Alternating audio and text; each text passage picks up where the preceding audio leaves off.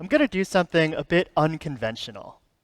Stay with me, even if these next few minutes push you a bit outside of your spiritual comfort zone. I'd like to begin with a guided meditation. So I'll invite you to sit comfortably in your seat.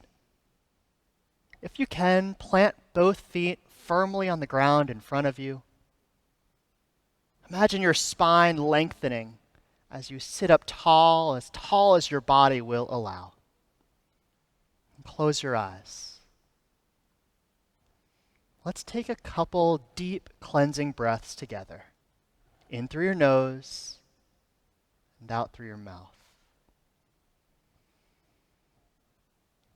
And again, in through your nose and out through your mouth.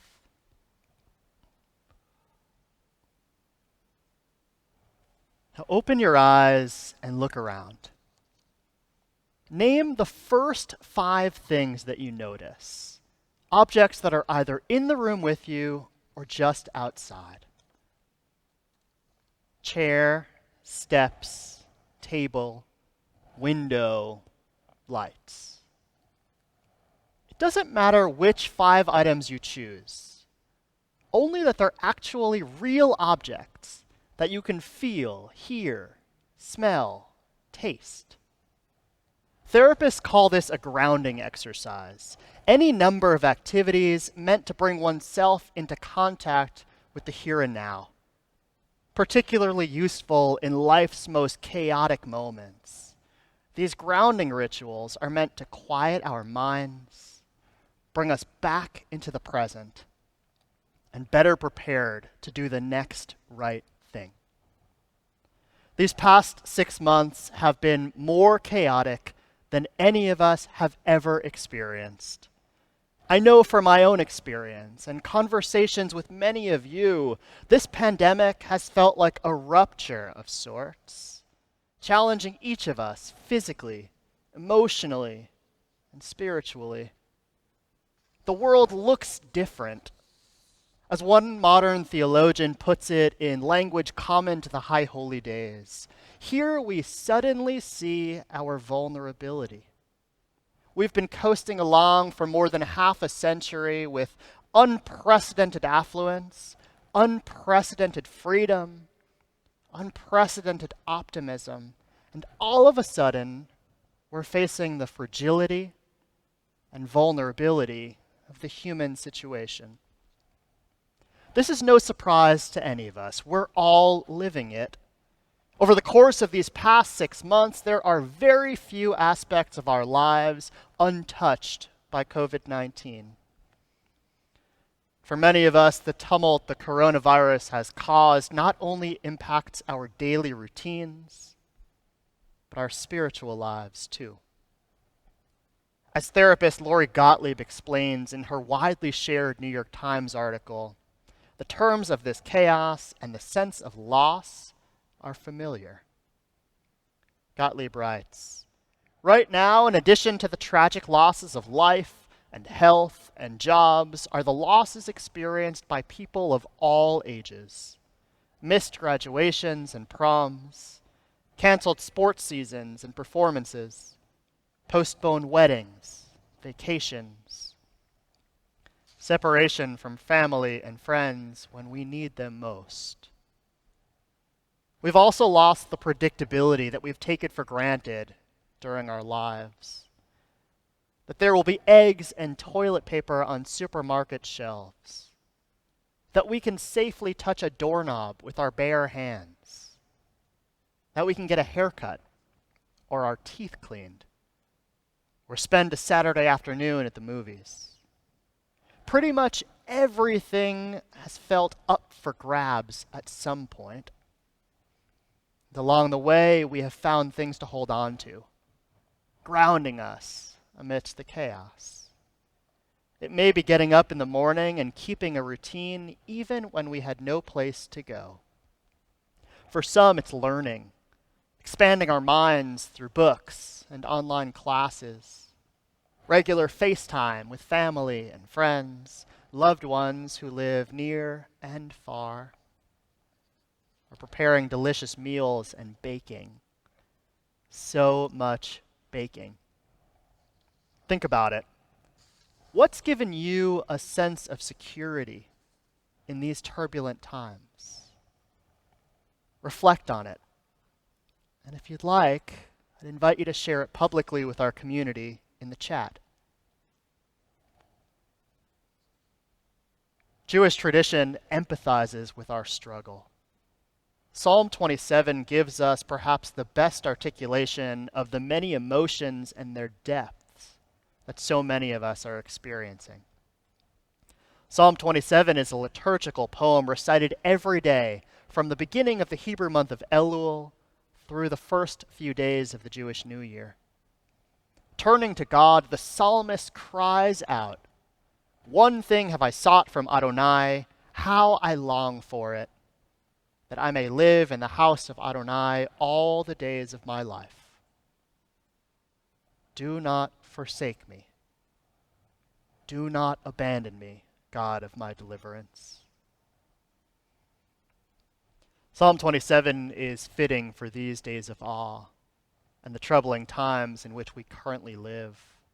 Because, as Rabbi David Stern teaches, it is a psalm of spiritual struggle, the heart that sings and weeps, the intimate wrestling match between faith and doubt that characterizes our existence in what Psalm 27 brilliantly calls Eretz Chaim, the land of life as we live it.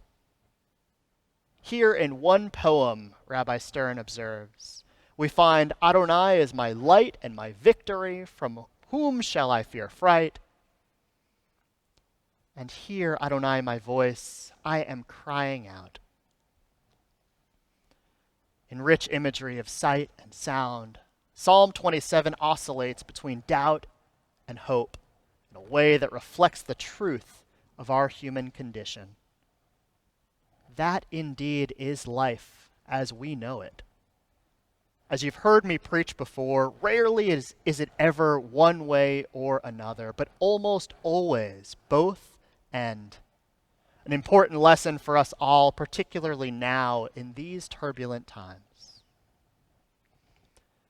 The question before us today is, how can we go on living life on life's terms, given the current state of the world? To whom or to what can we turn to regain a sense of security in these troubling times?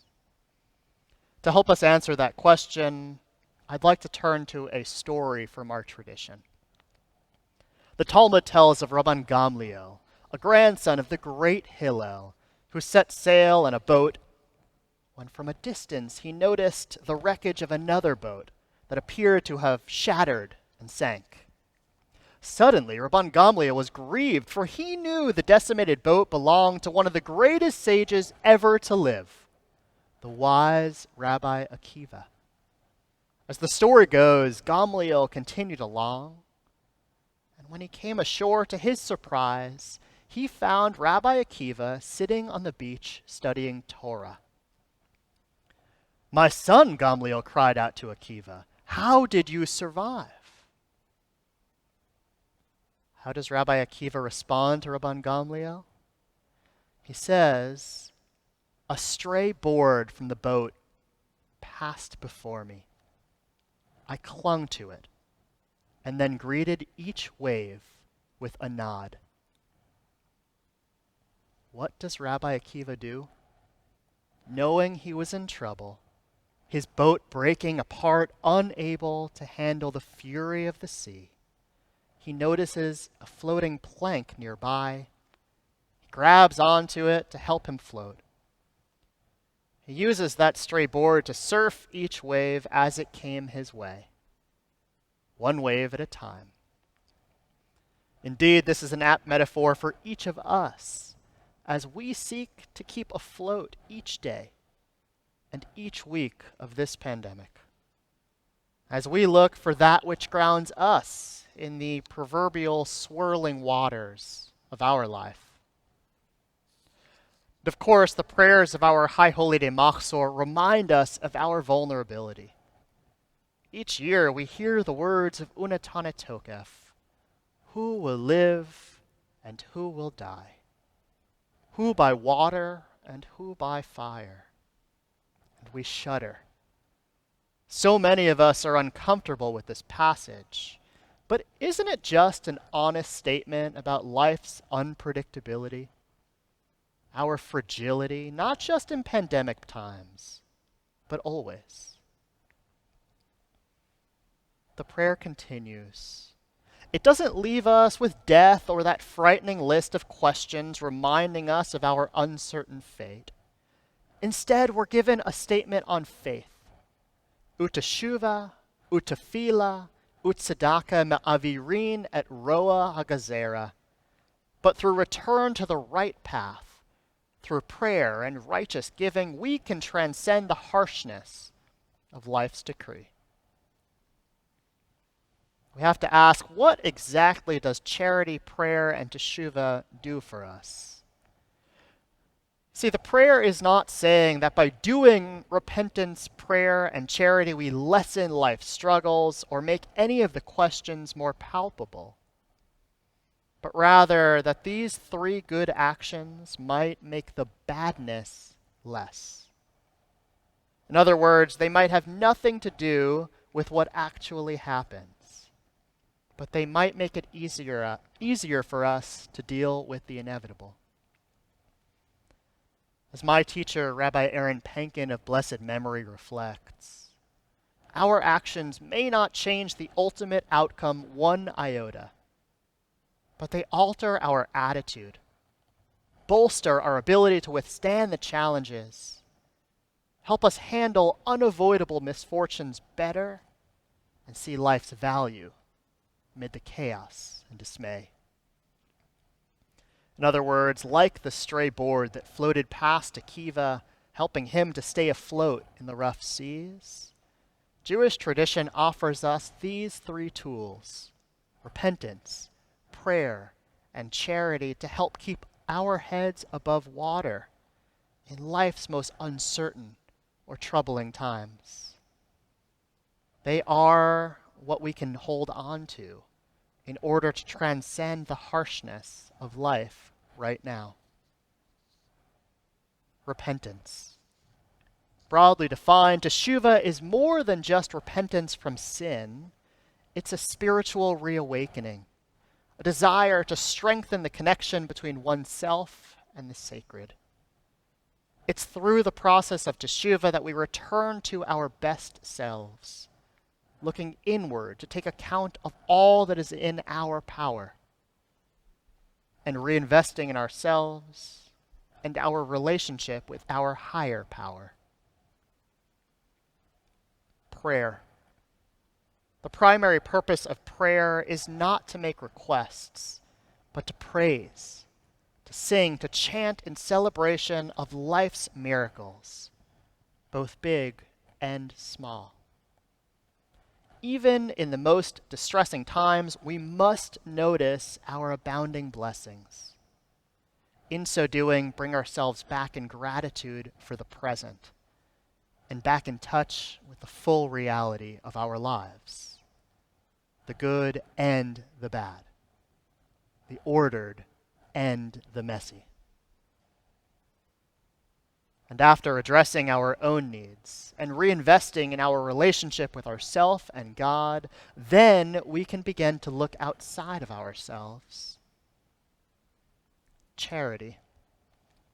We have enormous power, even more than we give ourselves credit for most of the time. We have power to make this world a better place.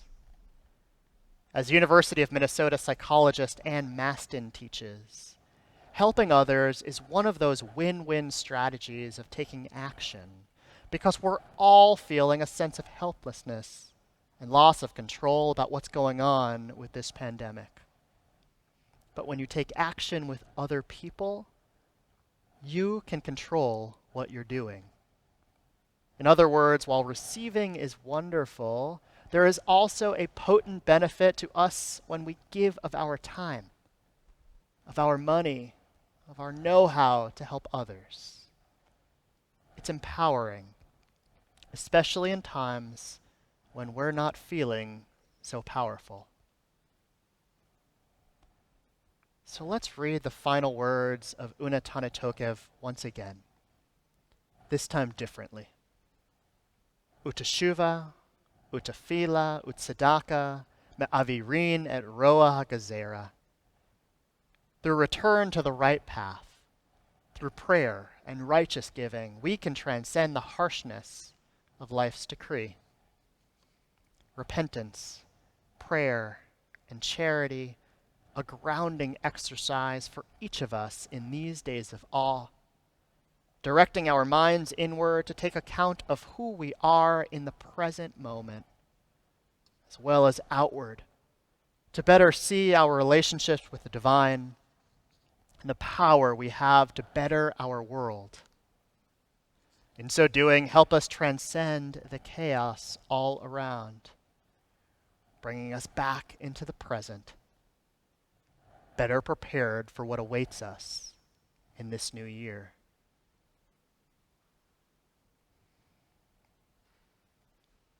One more time now. Let's try this again. I'll invite you to close your eyes. Let's take a few deep, cleansing breaths together. In through your nose and out through your mouth. Just like before, sit comfortably in your seat. Imagine your spine lengthening as you sit as tall as your body will permit. Imagine your worries and current stressors like waves in a swirling sea. A constant tide, one wave after another. Some days more ferocious than others. Some days it takes everything in our power just to keep our heads above water. A challenge just to remain afloat. You notice a stray board floating past. Look at it. What is that board? Perhaps a better question is, who are the people in your world who help to keep you afloat? A stray board floats past you and you cling on to it. Holding on tight, you are able now to nod at each wave with renewed strength and confidence. Dry ground is not too far away.